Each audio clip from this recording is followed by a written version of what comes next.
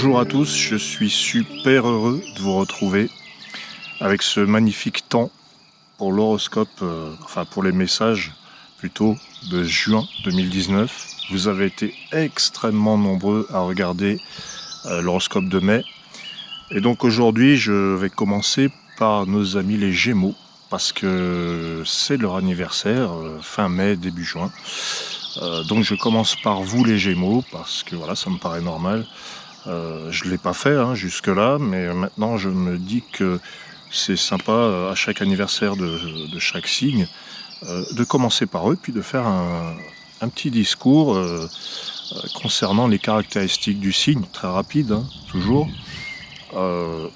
Pour moi, les Gémeaux, de l'expérience que j'en ai, c'est un signe de finesse, c'est un signe assez facétieux souvent. Je parle vraiment de l'expérience que j'ai, donc je ne connais pas des millions de Gémeaux évidemment, mais dans la relation qu'on peut avoir avec eux, ce que j'ai observé, c'est donc des gens qui savent garder un pied dans l'enfance ou dans l'adolescence. Alors, ils ont des manières de s'exprimer, il y a un certain enthousiasme, une certaine spontanéité. Ils ont besoin plus ou moins d'aller jouer dans les jeux de l'esprit et de l'intellect. Ils sont toujours souvent très attendrissants, très drôles. Et le Gémeaux va symboliser aussi cette dualité. Ça nous rappelle qu'il y a beaucoup de choses qui fonctionnent par deux.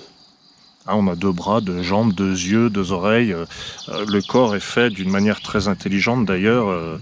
Tout fonctionne par deux. Il y a des paires d'yeux, il y a des paires très importantes et notamment qu'on ne voit pas forcément bien, mais je pense aux narines, puisque et oui, si on ne respire pas, on meurt. Donc ça, pour moi, c'est très Gémeaux, le signe d'air. Donc il y a cette légèreté, et à la fois, il y a ce lien avec l'air, l'élément aérien. Alors, les Gémeaux ne sont pas forcément des gens légers. Ce serait un préjugé que de dire ça. Ils ont simplement ce besoin d'expérimenter des choses, de nombreuses choses, parce qu'ils se cherchent. C'est la dualité, c'est moi et un autre moi. Et on se cherche. Donc on a cette capacité avec le signe des Gémeaux, qu'on soit Gémeaux, ascendant Gémeaux ou peu importe. De toute manière, nous l'avons tous en nous, ce signe. Et du coup, on se cherche, on cherche son alter ego. Et je connais pas mal de Gémeaux qui sont capables de faire beaucoup de choses en même temps, ou plusieurs choses à la fois. Je parle professionnellement, par exemple. Le Gémeaux peut avoir un métier, mais il peut en avoir un autre. Et il me rappelle comme le singe, très agile, très adroit, qui tient une branche d'une main, mais qui a toujours l'autre main disponible pour l'autre branche, afin de ne pas chuter. C'est pour ça que le signe des Gémeaux, c'est un signe d'adaptabilité, qui a beaucoup de nombreux talents. Les artistes Gémeaux ne s'en tiennent pas à un style ou à une méthode ou à un seul art. Un chanteur Gémeaux est un peintre Gémeaux. Et puis, moi, je prends par exemple Prince. J'aime beaucoup cet artiste, Feu, cet artiste, qui avait beaucoup d'aspects du Gémeaux. Il avait l'air enfantin déjà, il n'était pas très grand. On l'appelait le Kid de Minneapolis, le gosse. Et en plus, son premier album, il l'a intégralement fait tout seul. Il a joué tous les instruments quand on parle de la polyvalence. Voilà. Donc ce sont des petits exemples. Pour l'anniversaire des Gémeaux, j'avais envie de livrer tout ça, toutes ces petites infos. Maintenant, on va avancer un petit peu avec les harmoniques. Les Gémeaux donc nous apprennent cette dualité, elles nous ouvrent une porte vers nos multiples facettes. On n'a pas forcément qu'un seul rôle à jouer. D'ailleurs, les Gémeaux sont un signe un peu scénique, ils ont un aspect scénique très marqué. Donc ils nous apprennent un peu ce jeu de miroir, cette recherche d'identité. Qui suis-je? Et donc si je cherche qui je suis, je vais avoir besoin d'expérimenter beaucoup de choses. Et soit ça me plaît, soit ça ne me plaît pas. Donc les Gémeaux, une fois qu'il adhère à quelque chose, il y reste fidèle. Il est très fusionnel en fait, si on regarde bien. C'est un petit peu la gémellité. Donc quel est le message pour les Gémeaux pour le mois de juin? J'entends. On commence par le palais. Le palais qui nous invite à structurer, à construire, à mettre des limites. Tiens, alors ça c'est intéressant, le palais c'est aussi une harmonique qui représente un petit peu le pouvoir. et le pouvoir de conserver son espace, donc de mettre des limites. Avec le palais, on te dit, ami Gémeaux, eh bien peut-être que maintenant tu peux dessiner les pourtours de ton espace vital et accueillir ceux qui sont les bienvenus, mais donner des limites et des règles. Hein, parce qu'on va penser que le Gémeaux, parce que c'est un signe d'air, il va être très permissif ou très tolérant, je ne sais pas, mais avec le palais, il y a une petite invitation à dire, bon, bah, maintenant, tu te stabilises. Et pour te stabiliser, il faut fermer quelques ouvertures qui étaient de trop. Le palais, c'est l'instant présent, hein, vis le moment.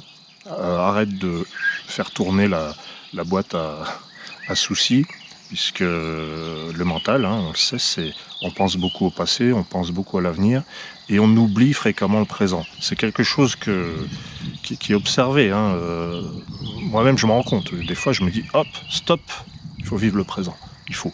C'est pas qu'il faut, mais ça fait du bien, c'est indispensable.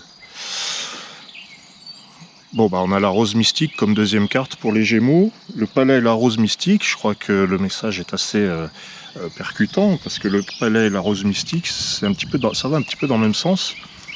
Le palais, c'est aussi le foyer, les proches, la famille. Et la rose mystique, c'est l'amour. Donc, tu es invité à toujours donner de l'amour, quoi. Et puis d'en recevoir, évidemment.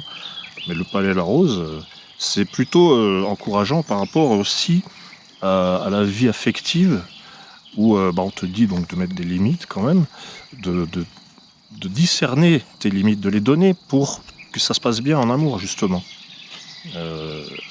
En ne disant jamais rien, en disant toujours oui, on arrive à des malentendus, à des quiproquos qui parfois peuvent mal finir. Donc là, le palais et la rose, c'est sympa, ça te dit, mets des limites aussi dans ta vie amoureuse, dis ce que tu ne veux pas aussi. Dis ce que tu veux, dis ce que tu ne veux pas. C'est important.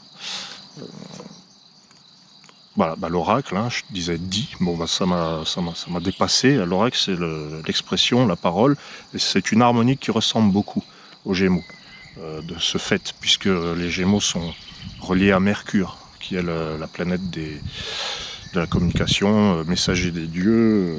Donc ça peut être la parole, mais pas forcément. Hein, ça peut être par écrit, ça peut être par l'art, ça peut être par tout un tas de choses qui sont tout aussi expressives. La quatrième carte des Gémeaux, je la découvre avec vous, la foudre. Bon voilà, l'invitation à mettre des limites, elle est extrêmement claire. Il faut le faire, je dirais, d'urgence, parce que en juin, il est possible que on te mène un petit peu jusqu'au bout de tes retranchements. Et qu'on t'amène là où il faut que tu arrives, c'est-à-dire, tu n'as rien dit jusqu'à présent, mais maintenant, il va falloir te positionner et dire vraiment ce qu'il en est. Donc voilà, si on résume, on a le palais qui te dit de mettre des limites, mais de vivre le présent. On a la rose qui te dit de faire ça avec amour, mais ça concerne effectivement le domaine du cœur. On t'invite à t'exprimer, si d'aventure tu ne le faisais pas. Et on t'invite à briser le silence, à briser quelque chose quand même. Enfin, à le briser sans que ce soit destructeur. C'est plutôt une reconnexion, la foudre. Une reconnexion à ton pouvoir. Voilà. Ton pouvoir sur ta vie. La dernière carte, la synthèse, je la découvre avec toi. C'est l'être intérieur.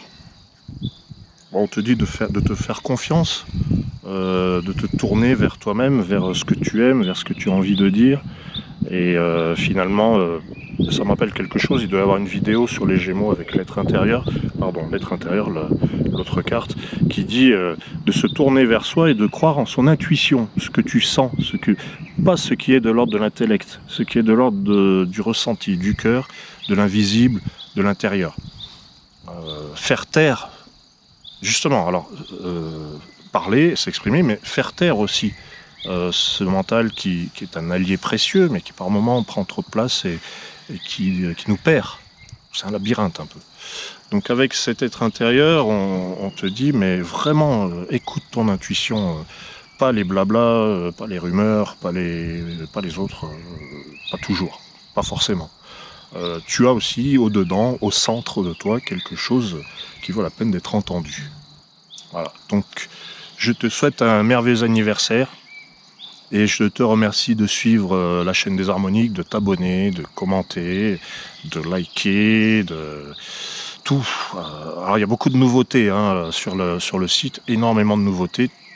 Toi Gémeaux qui va symboliser un petit peu la com, l'échange. Et ben, il y a des enregistrements audio qui sont disponibles, des PDF, des livres numériques. Bon, on a innové autant qu'on a pu et j'espère que tu vas pouvoir te régaler. Et je dis ça par rapport aussi à la révolution harmonique, c'est le thème anniversaire, donc ça peut t'intéresser. Je te souhaite un magnifique mois de juin et je te dis à très bientôt.